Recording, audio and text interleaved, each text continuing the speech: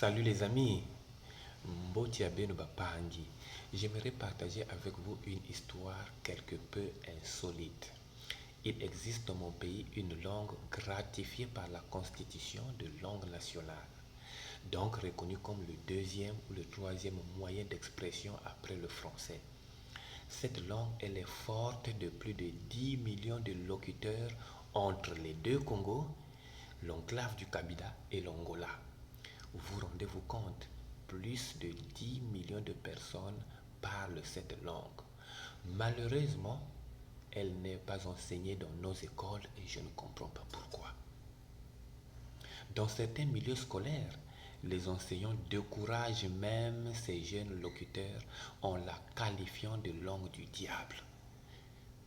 Mettez-vous un peu dans l'esprit d'un jeune de 5 à 15 ans qui s'exprime en cette langue, qui parle cette langue, que son enseignant, son éducateur taxe de langue du diable.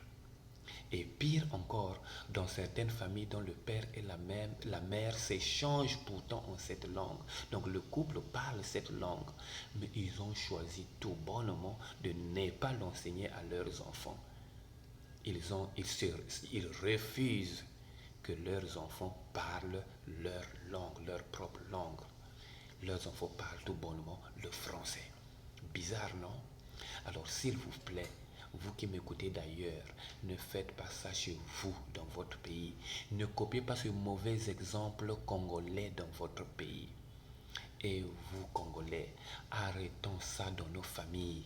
Amenons nos enfants à aimer et à être fiers de leur culture et non à en avoir honte. N'ayons pas honte de notre parler, n'ayons pas honte de nos langues comme souvent ou parfois nous avons eu honte de la couleur de notre peau. Alors, cette langue, c'est le Kituba. C'est une langue aux multiples appellations. On l'appelle encore le Munukutuba. On l'appelle aussi le Kikongo ou encore Kisikongo en Angola et Kikongo Yalita en RDC.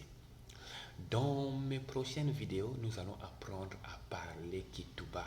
Nous allons apprendre à aimer le Monokutuba. Nous allons apprendre à ne pas avoir honte de Kikongo Yalita.